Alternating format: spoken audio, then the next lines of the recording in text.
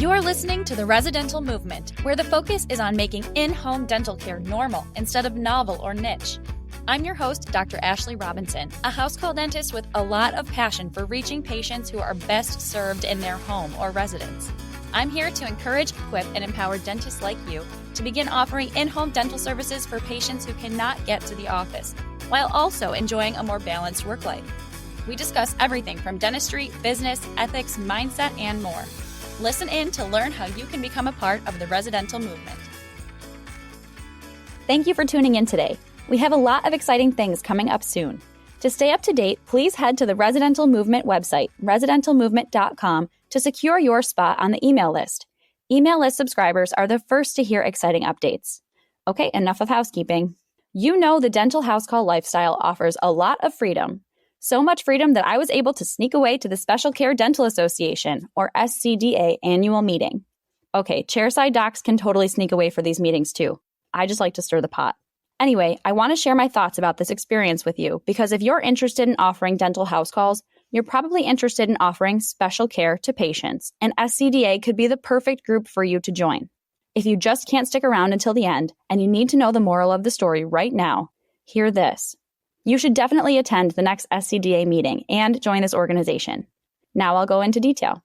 SCDA is a relatively small dental organization comprised of dentists who reach underserved patients. Generally, member dentists fall into one of these three categories: dentists who treat patients in a hospital setting, dentists who treat patients with special needs, or dentists who treat older adults, formerly known as the geriatric population. So hospital dentistry, special needs dentistry, and older adult dentistry are the three tracks of CE presentations. It seemed like most dentists stuck to one of these three tracks for their CE, but many others, including myself, bounced back and forth between tracks.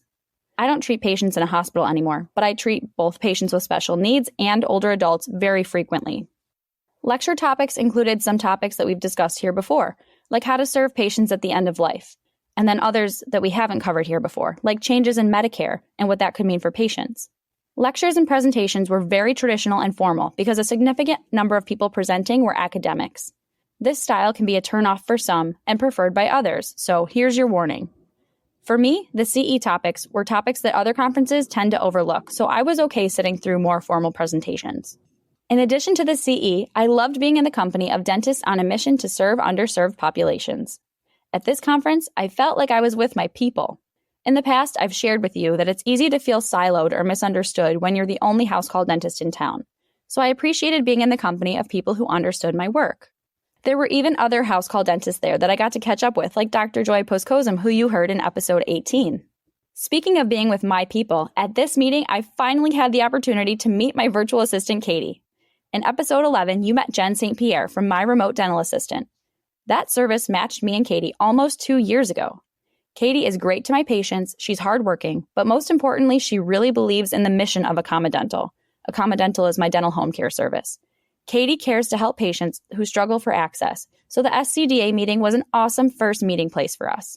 One critique I have of SCDA is that it's a pretty top-heavy organization. It seemed like most of the attendees were involved in leadership in one way or another. Selfishly, this made attending the meeting wonderful because leadership was so accessible. It was awesome to interact directly with leaders in this space and to be able to ask them questions about their experience. Still, I do worry about the long-term growth and sustainability of this very important organization if it remains so small and top-heavy. So definitely join and attend for some CE and camaraderie. Thanks for tuning in to hear about my experience at the SCDA annual meeting. I always want to keep you in the loop about everything and anything that could be helpful to you as you begin offering in-home dental care for patients. If you have any questions, you can always reach out to me directly at hello@residentialmovement.com. If you're struggling to envision what your day-to-day life could look like as you transition to being a house call dentist, visit residentialmovement.com/a-day-in-the-life for my free scheduling template called A Day in the Life of a House Call Dentist. Seeing a new life is the first step sometimes, you know? Whether you decide to pursue dental home care or not, consider supporting those in need of it by contributing to the Home Smile Care Foundation. This is a nonprofit organization founded by myself and my loved ones to offer financial assistance to patients who struggle to afford in-home care. Visit homesmilecarefoundation.org for more information. Thank you for hitting play today. I really appreciate your support of the residential movement. That's a wrap on this episode of the Residential Movement. If you like what you heard today, please leave a 5-star review and subscribe so you don't miss an episode. If you know someone who could benefit from this information, please share this with them. All of these actions help fuel the residential movement. Visit residentialmovement.com for show notes and for access to any links referenced in this episode. Thanks again for listening, Doc. Keep up the good work.